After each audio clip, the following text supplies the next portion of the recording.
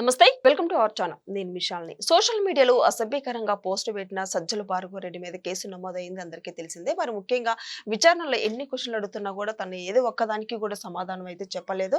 మరి ఎన్ని ఫోన్లు మార్చాడు, ఆ ఫోన్లో ఎన్ని సిమ్లు మార్చారనే డేటా కూడా తీస్తున్నారు. అన్ని తీసే కొద్ది వెలుగులోకి అయితే నిజాలు వెలుగులోకి వస్తున్నాయి. మరి ముఖ్యంగా విజయసాయి రెడ్డి అయితే ఆ రాజకీయాలకు రాజీనామా చేసిన తర్వాత నేను మళ్ళీ రాజకీయాల్లోకి వస్తాను, నేను సోషల్ మీడియాలో ఛానల్స్ పెడతాను అంటూ తను వేయాలో తను వ్యాఖ్యలు అయితే చేస్తున్నారు. మొత్తానికి కూటమి ప్రభుత్వం మీద వీళ్ళు దుమ్మెత్తిపోయడానికి ఎన్నో ప్రయత్నాలు అయితే చేస్తున్నారు. దీని మీద పూర్తిగా విశ్లేషించడానికి మనతో పాటు స్టూడియోలో ఉన్నారు ప్రముఖ రాజకీయ సామాజిక విశ్లేషకులు అంకమరావు గారు ఉన్నారు. వారిని అడిగి విషయాలను తెలుసుకునే ప్రయత్నం చేద్దాం. నమస్కారం సార్. నమస్తే అమ్మా. సార్, సజ్జల భార్గవరెడ్డి ఈ విచారణలో ఎన్ని ప్రశ్నలు అడుగుతారో ఒకదానికి కూడా సమాధానం చెప్పట్లేదు. కానీ కాల్ డేటాస్ తీస్తే అన్ని వెలుగులోకి వస్తున్న నేపథ్యంలో ఎన్ని ఫోన్లు మార్చారు, ఎన్ని సిమ్లు మార్చారు అనేది తెలుస్తుంది. మరి మొత్తానికి ఈ కేసుకు సంబంధించి మీరేం చెప్తారు సార్? సమాజం అంటే భయం, కుటుంబం గౌరవం కాపాడాలనే తాపత్రయం. మనం తప్పులు చేస్తే అది మన కుటుంబానికి మనకి వ్యక్తిగతంగా ఇబ్బంది అనే ఆలోచన ఉండి పాపభీతి ఉండేవాళ్ళు తప్పులు ఏదన్నా చేస్తే సరిదిద్దుకోవడానికి ప్రయత్నం చేస్తారు. తప్పులే చేయాలని, మోసాలే చేయాలని, ఎదుటి వాళ్ళ మీద విష ప్రచారం చేయాలని, వ్యక్తిత్వ హననం చేయాలనుకునే ఇలాంటి వాళ్ళు ట్రైనింగ్ చేసుకునే ఈ స్థాయికి వస్తారు. ఒక ఆషామాషిగా ఆ బాధ్యతలు నిర్వహించరు.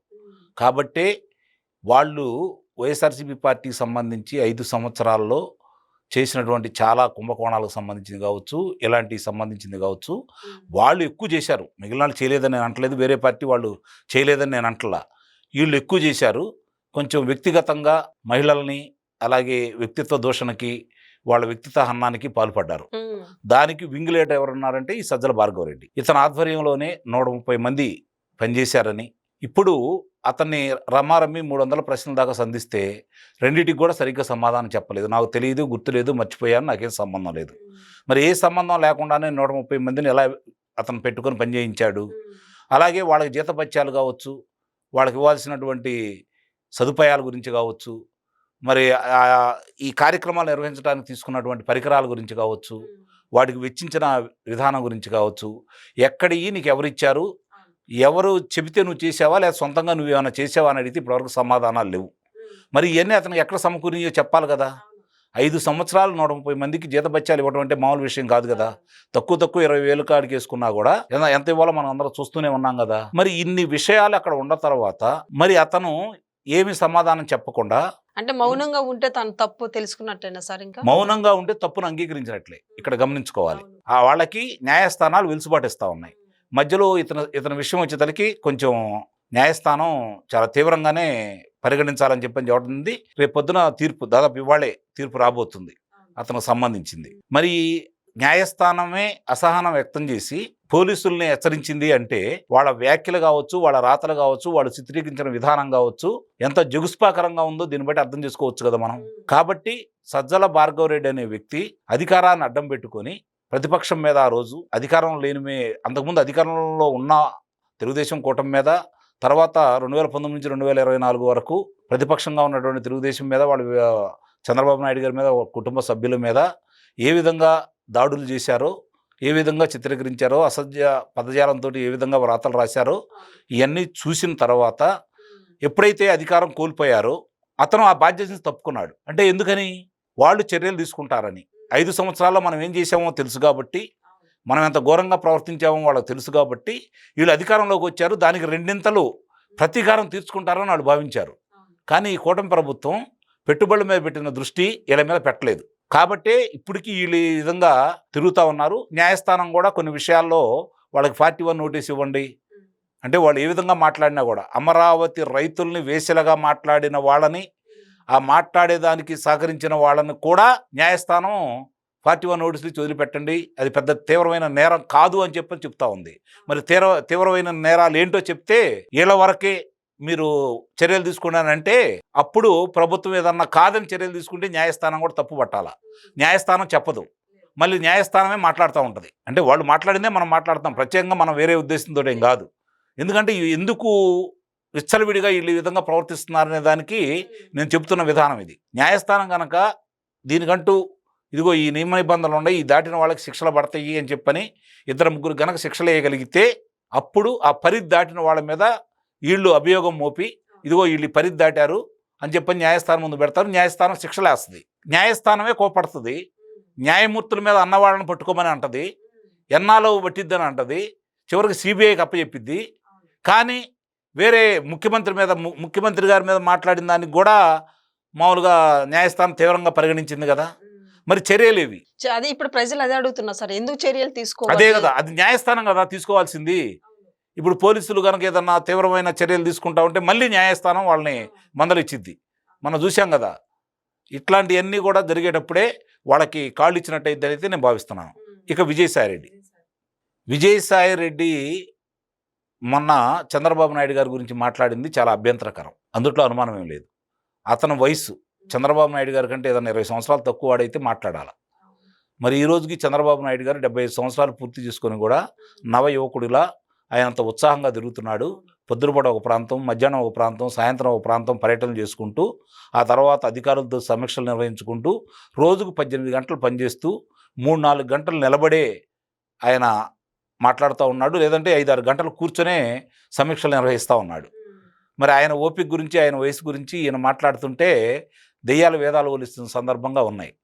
ఇక ఆయన చాలా విషయాలు మాట్లాడాడు.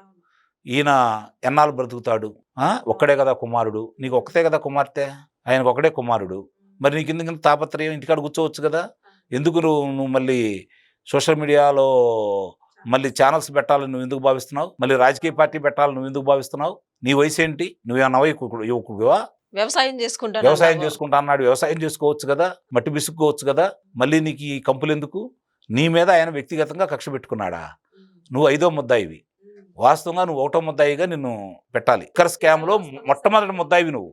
ఎందుకంటే నువ్వు పాలసీని తయారు చేసింది నువ్వు, పాలసీల రూపకల్పన నువ్వు, దాన్ని ఏ విధంగా చేయాలనే దానికి వాళ్ళకి పెట్టుబడులు పెట్టడానికి నీ అల్లుడు అన్న సంస్థ నుంచి, అరబిందో సంస్థ నుంచి 100 కోట్ల రూపాయల రుణాలు ఇప్పించింది నువ్వు. ఈరోజు నాకేం సంబంధం లేదంటే అసలు ఆ పాలసీ ఏ విధమైంది, అసలు ఆ పాలసీ ఎవరు తయారు చేయాలి, మంత్రి గారు చేయాలా, లేకపోతే ముఖ్యమంత్రి గారు చేయాలా, మంత్రివర్గం తీర్మానం చేయాలా, లేకపోతే ఆ శాఖ కార్యదర్శి వాళ్ళ కార్యాలయంలో చేయాలా, నీ ఇంట్లో పెట్టాలి, నువ్వు ఎవడే అసలు, నీకేంటి సంబంధం? కాబట్టి ముందుగా మొదటి ముద్దాయిగా నిన్ను పెట్టాలా. నీ మీద కక్షపూరితంగా చేశారా, ఎన్నాళ్ళవుతుంది, ఇప్పటివరకు నిన్ను ఏమైనా జైల్లో పెట్టారా, ఏ విషయంలో? మరి ఆ రోజు నువ్వు పింక్ డైమండ్ గురించి మాట్లాడింది నువ్వే కదా, దాని గురించి ఏమన్నా ఇప్పటి వరకు నీ మీద చర్యలు తీసుకున్నారా? పింక్ డైమండ్ లేదని చెప్పని మళ్ళీ ప్రధాన అర్చకులు చెప్పారు, ఈవో చెప్పాడు కదా ధర్మారెడ్డి, మరి నీ మీద దాని మీద చర్యలు తీసుకోవచ్చు కదా, నీ మీద ఏమైనా చర్యలు తీసుకున్నారా? అంతకుముందు విషపరాధలు చాలా రాశావు కదా, వివేకానంద హత్యకి మొట్టమొదట ఇది మామూలుగా గుండెపోటు అని చెప్పింది నువ్వే కదా. ఇదే తప్పులు చేసిన కూటమి ప్రభుత్వాన్ని ప్రజలు అడుగుతుంది. మరి ఇవన్నీ కూడా నువ్వు చేసితే నీ మీద ఎలాంటి కక్షాదింపు చర్యలు తీసుకోకుండా, నిన్ను జైల్లో పెట్టకుండా, నిన్ను కొల్లబడవకుండా, ఈరోజు నిన్ను వదిలేసినందుకు ఈరోజు ఒళ్ళు బలిసి నువ్వు ఏ విధంగా మాట్లాడుతున్నావో చూస్తూ ఉంటే సాటి ఆంధ్రుడిగా కడుపు మండిపోతా ఉంది. చంద్రబాబు నాయుడు గారి వయసు గురించి మాట్లాడుతున్నావా, పరిపాలన పరంగా తప్పు లేదని ఉంటే మాట్లాడు, నిస్సందేహంగా దాని గురించి నువ్వు మాట్లాడాలా, హక్కు నీకు ఉంది. 2 సార్లు రాజ్యసభ సభ్యుడిగా చేసిన నీకు హక్కు ఉంది, కాదని నేను అంటలేదు. కానీ అపండాలు వేస్తూ ఇంకా జగన్మోహన్ రెడ్డి చేసిన దోపిడీకి సహకరించాలని, జగన్మోహన్ రెడ్డి మంచివాడిగా చిత్రీకరించాలని, జగన్మోహన్ రెడ్డి ఏ తప్పు చేయలేదు, చుట్టూ ఉండవాడే తప్పు చేశారని చెప్పని ఆలోచనతోటి అది ప్రజల్లో కూడా నమ్మాలని చెప్పి, నమ్మించాలని చెప్పి నువ్వు చేస్తున్న ప్రయత్నాల భాగం ఎవరికి తెలియదు అనుకుంటున్నావు? ఇప్పటికైనా కూటమి ప్రభుత్వం, చంద్రబాబు నాయుడు గారు అంటే చంద్రబాబు నాయుడు గారికి రోషం రాగలేకపోవచ్చు, కానీ ముఖ్యమంత్రిగా ఆయన ఇంత ఉదాసీనంగా ఉండడం కూడా మంచి పద్ధతి అయితే కాదు. మిగిలిన వాళ్ళందరూ ఏం చేస్తున్నారు, దీని మీద ఇప్పటివరకు నీ మీద ఎవరు ఎందుకు ఫిర్యాదు చేయలేదు? ఏం జరుగుతుంది? ఈరోజు ప్రజలు నీకంటే కూడా కూటమి ప్రభుత్వం మీదే కోపంగా ఉన్నారు. ఇది గమనించుకోవాలి. నీ పాపం పడింది కాబట్టే ఈరోజు ఈడీ వాళ్ళు ఎలాంటి ఆధారాలు లేకుండా ఈడీ రాదు. మనం చాలా ఉదంతాలు చూసాం, చాలా కుంభకోణాల గురించి చూసాం. ఆ తర్వాత వాళ్ళకున్న అధికారాన్ని అడ్డం పెట్టుకోను, వాళ్ళకున్న పలుకుబడిని అడ్డం పెట్టుకోను, వాళ్ళకున్న డబ్బును అడ్డం పెట్టుకోను కొన్నాళ్ళు కాలయాపన చేయొచ్చు, కొన్నాళ్ళు తప్పించుకోవచ్చు. కానీ ఈడీ ఆధారాలు ఉంటేనే ఎంటర్ అవుతారు వాళ్ళు. కాబట్టి నిర్దిష్టమైన ఆధారాలు ఉన్నాయి. 3,500 కోట్ల రూపాయలకు సంబంధించి వాటి మీద ఆధారాలు ఉన్నాయి. నువ్వు ఈ పాలసీని తయారు చేసేటప్పుడు ఎవరితో కూర్చొని మాట్లాడుకున్నావు, ఎలా చేసావు, నువ్వు అధికారంలో ఉండి ఉత్తరాంధ్ర ఇన్ఛార్జిగా ఉన్నప్పటి వరకు నీ ప్రమేయం ఏంటి, నువ్వు ఇచ్చిన సలహాలు ఏంటి, ఇవన్నీ కూడా వాళ్ళ దగ్గర ఉండవు. కాబట్టి డబ్బులు మార్పిడి దాంట్లో అప్పటి వరకు నువ్వే చూసుకునేవాడు, ఆ తర్వాత బాలాజీ గోవిందప్ప చూసుకున్నాడు. కాబట్టి నీకు బాలాజీ గోవిందప్పకు కూడా విచారణ ఎదుర్కోవాల్సిన ఆవశ్యకత ఎదురవుతూ ఉంటుంది. ఆయన ఇష్టారీతిగా మాట్లాడావు. నెలకు 5,000 కోట్ల రూపాయలు కుంభకోణం జరిగింది అన్నావు. నువ్వు నిరూపించడానికి ముందుకెళ్ళు. ఆ రోజు పింక్ డైమండ్ నువ్వు నిరూపించలేకపోయావు, మామూలుగా ఇన్సైడ్ ట్రేడింగ్ గురించి నువ్వు నిరూపించలేకపోయారు. మరి ఏమీ మీరు నిరూపించలేక చేతులు ఎత్తేసారు. ఈరోజు ఏదో నిరూపిస్తామని చెప్పని మీరు మాట్లాడుతూ ఉంటే దెయ్యాలు వేదాలు వలించినట్టుగా ఉంది. నీ వయసుకు తగ్గట్టుగా ఈరోజు విశ్రాంతి తీసుకోవాలనుకున్నావు, ప్రశాంతంగా విశ్రాంతి తీసుకో, రాజకీయాలకు వదిలేయాలనుకున్నావు, వదిలేస్తే మంచి అడిగి ఉండేవాడివి. వాళ్ళు చేసిన అరాచకాలు తట్టుకోలేక నువ్వు ప్రశాంతంగా బయటకు వచ్చావని చెప్పి మేము కూడా భావించే ఉండేవాళ్ళం.